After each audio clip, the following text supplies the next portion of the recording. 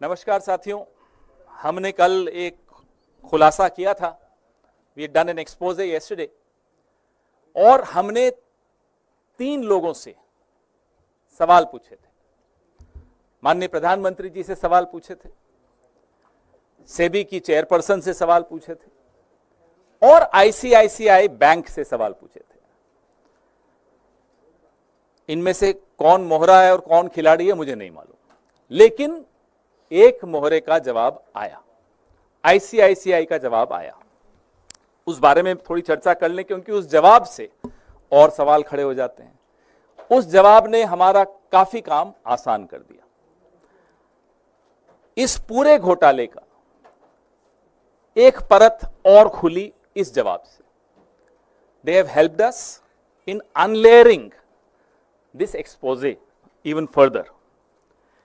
तो आईसीआईसीआई कहता है कि माधवी बुच जी को जो उनका कार्यकाल था आईसीआईसीआई में, उसका रिटायरल बेनिफिट मिला, तनख्वाह नहीं थी।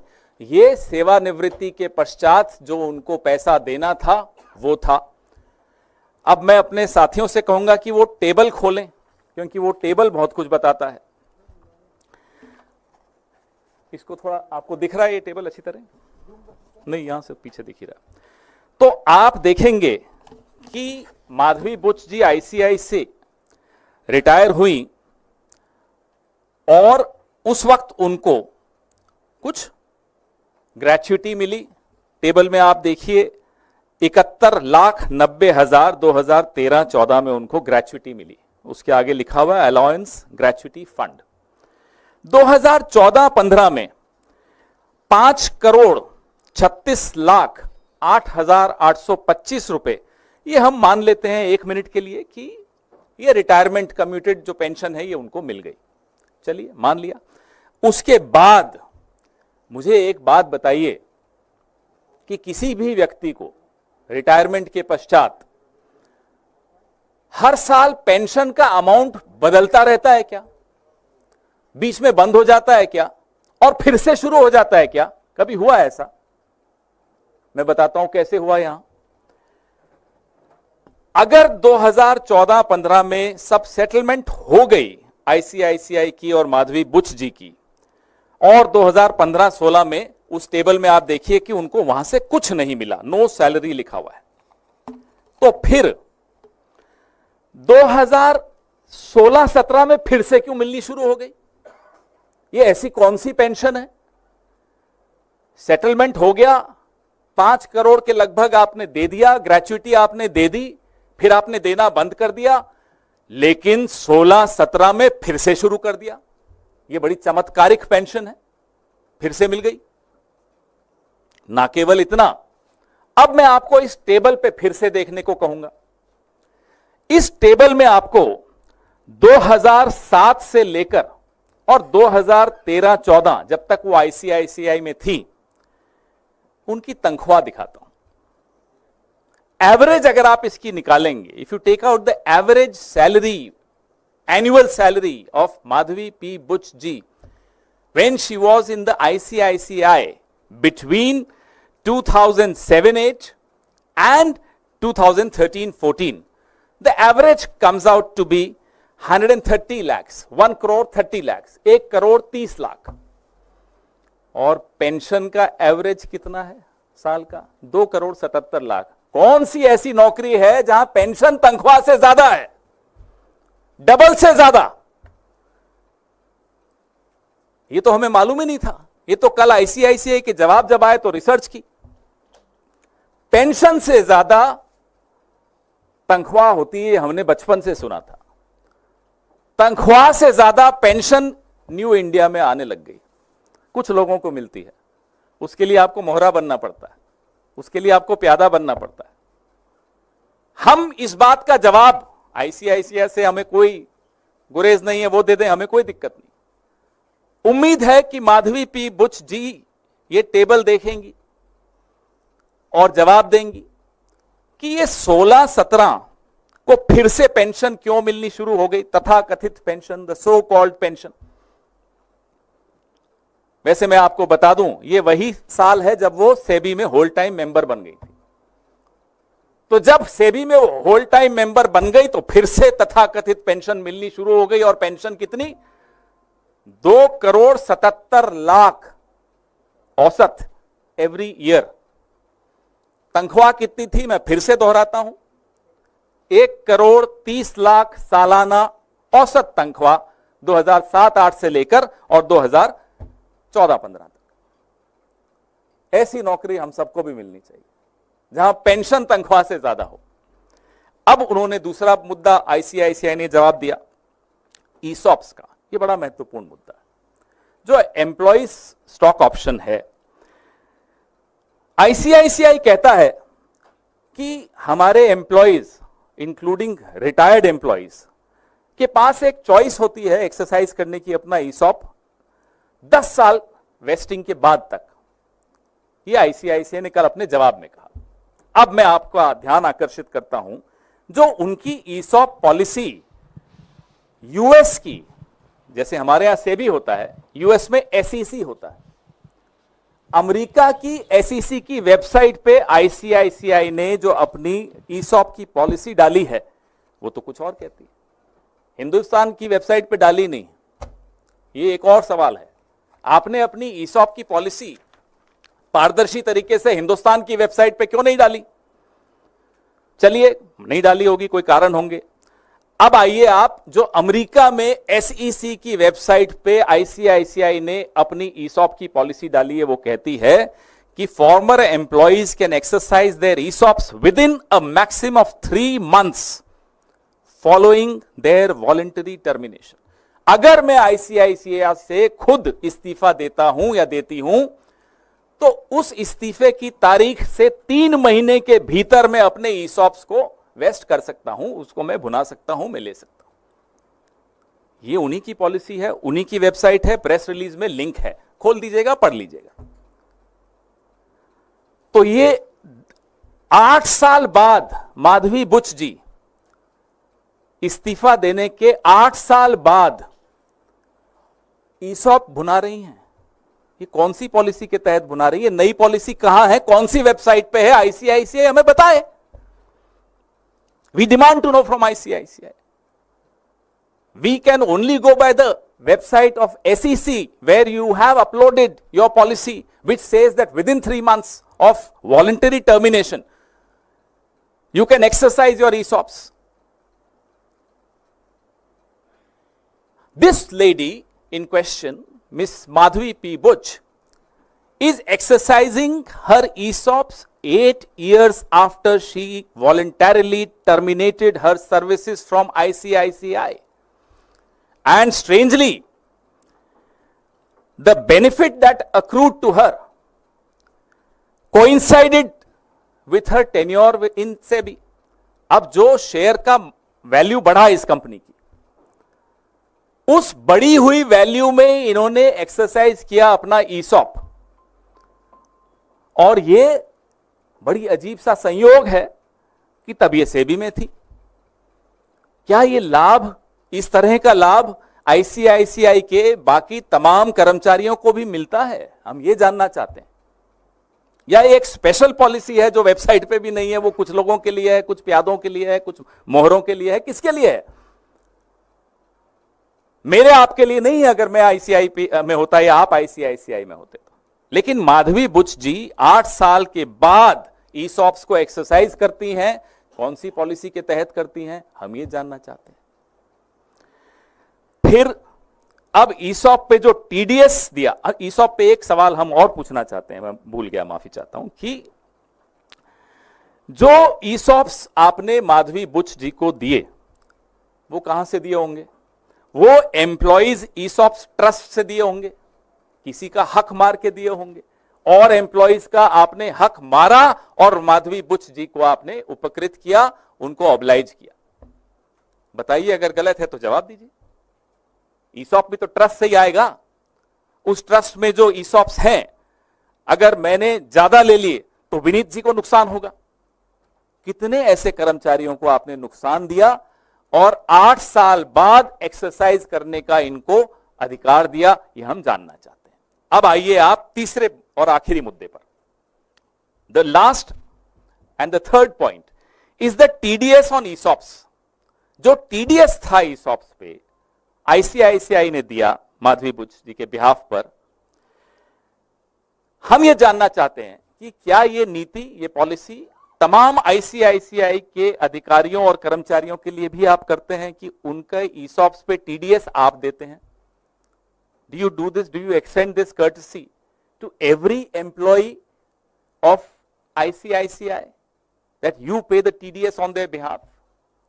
And ये जो TDS आपने दिया, जो अमाउंट है उस TDS का आपने पे कर दिया माधवी जी के बिहाफ पर, तो क्या वो माधवी बुच जी की इनकम में माना नहीं जाएगा? हम और आप इनकम टैक्स देते हैं, हम सब थोड़ा बहुत समझते हैं इनकम टैक्स को, और अगर वो उनकी इनकम में है, she should be tax for it. तो आईसीआईसीआई ने ये टीडीएस अमाउंट को टैक्सेबल इनकम में क्यों नहीं दिखाया माधवी जी की? ये इनकम टैक्स का नॉन कंप्लायंस है इनकम टैक्स एक्ट का। हम एक और आरोप लगाते हैं, नया आरोप है।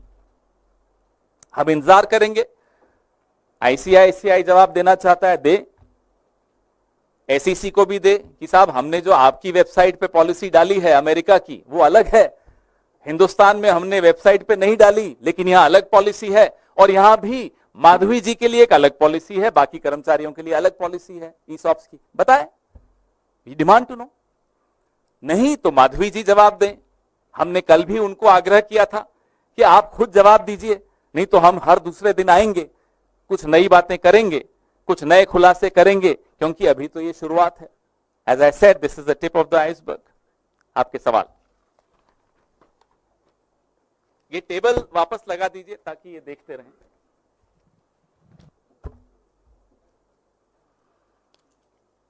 कोई कंफ्यूजन तो नहीं? मैंने बड़ा सिंप्लीफाई करके कोशिश की है समझने की भी और समझाने की भी। पवन जी, मेरा सवाल आपसे ये है कि आपने कल भी प्रेस कॉन्फ्रेंस की और आज भी आपने प्रेस कॉन्फ्रेंस की, सरकार की ओर से या बीजेपी की ओर से कोई जवाब नहीं आया। क्या आप लोग कोई कानूनी सहारा भी लेंगे इस मसले को लेकर? आपको जो अभी जवाब आ रहे हैं ना, ये किसी को बचाने के लिए आ रहे हैं। जिनको बचाने के लिए जवाब आ रहे हैं वहां से आप किसी जवाब की उम्मीद मत करिएगा। उन्होंने अब अपने मोहरे आगे रखे हैं, अभी मोहरे जवाब दे रहे हैं, लेकिन शतरंज के खेल में खिलाड़ी को बचाने मोहरे नहीं आते। ये पहली बार हो रहा है, यहां भी नहीं बचा पाएंगे। रही बात कानूनी सहारे की, इंतजार कीजिए, अभी शुरुआत है, अभी तो बहुत कुछ आना है।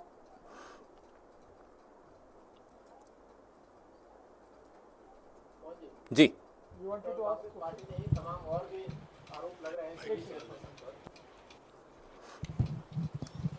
कांग्रेस पार्टी के प्रेस कॉन्फ्रेंस के साथ साथ और भी आरोप लगाए गए सेबी चेयरपर्सन पर, और कई प्रूफ भी दिए गए कई लोगों के द्वारा कि भाई वो करप्ट हैं सेबी चेयरपर्सन, और उनके खिलाफ कार्रवाई होनी चाहिए, सबूत भी है उनके पास। ये जो आरोप हमारे अलावा जो लगे हैं, भाजपा के एक पूर्व सांसद ने लगाए हैं, कोई छोटी बात नहीं है। भाजपा के एक पूर्व सांसद भी आरोप लगा रहे हैं कि माधवी बुच जी और सेबी में किस तरह का भ्रष्टाचार है, सबूतों के साथ वो बात कर रहे हैं। फिर भी अगर सरकार को नहीं जवाब देना या इस दिशा में कोई कदम नहीं उठाना, तो लोग सुन रहे हैं, लोग देख रहे हैं। सर, क्या इसमें उन्होंने पूछा कानूनी कोई प्रक्रिया, या फिर क्या पार्लियामेंट में इसको उठाएंगे, कोई जेपीसी या कोई संसदीय किसी तरह जांच की मांग भी इस मसले पर आप लोग करेंगे? लक्ष्मी जी, हम लोग लगातार इस पूरे सेबी के मामले पर, हिंडनबर्ग के मामले पर जेपीसी की मांग लगातार करते आए हैं। अब ये नए खुलासे हैं, ये हिंडनबर्ग रिपोर्ट से हटकर और खुलासे आए हैं, लगातार आ रहे हैं, आगे भी आएंगे।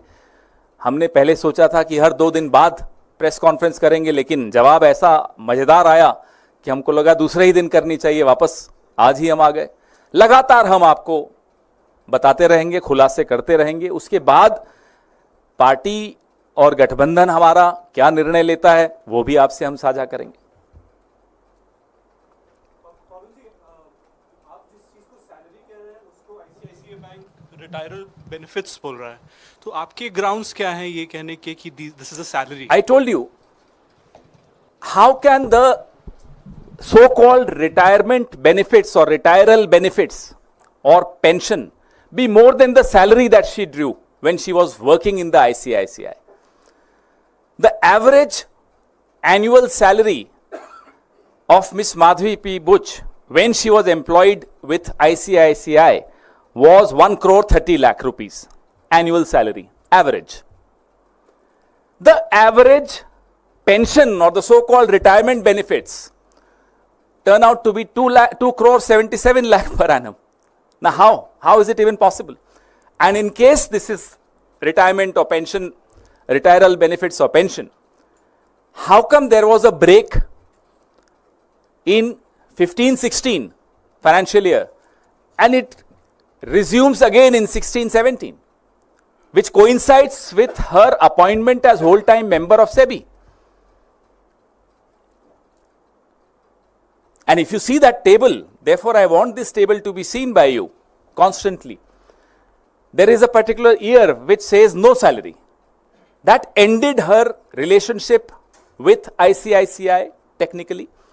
But again, when she becomes SEBI member, whole-time member, the relationship resumes. She starts getting money again and big sum.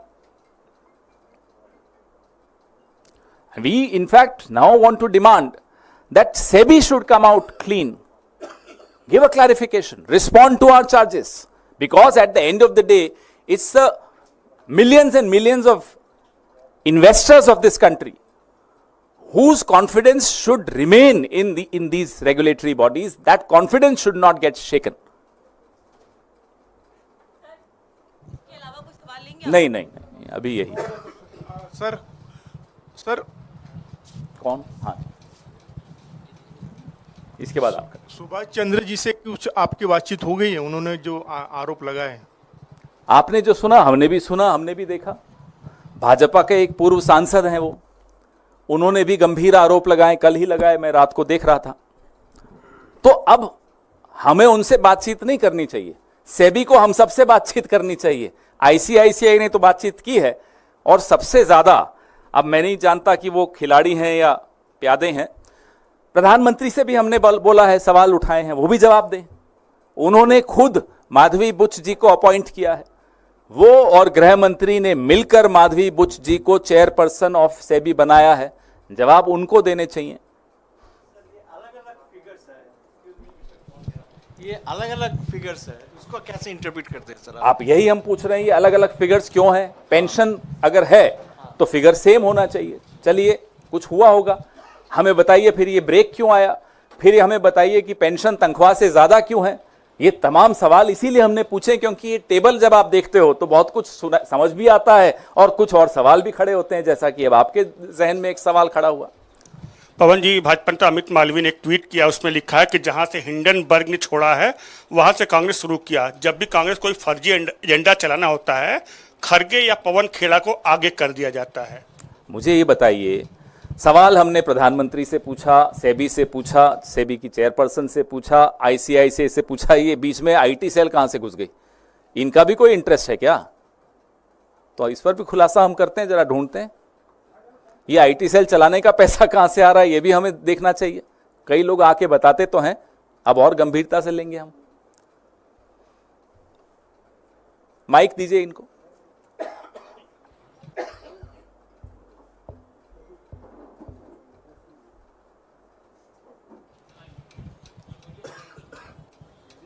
नहीं, मीडिया से नहीं तो आपका क्या? नहीं, यू कांट आस्क ना, this is a press conference. I don't know why, what are you doing here? This is not your place. Right now, it's a journalist. So yesterday, when you were asked about the source of your information, you said the onus was on Madhavi Puri to come clean. So do you think you should substantiate your allegations with the source of your information? Let her challenge us. I'm waiting. We are all waiting. Let her come and challenge us first. If I have every information right to the last penny, then obviously we have access to some information. Let her challenge us. In fact, we challenge her to challenge us. हो गया जी? Thank you.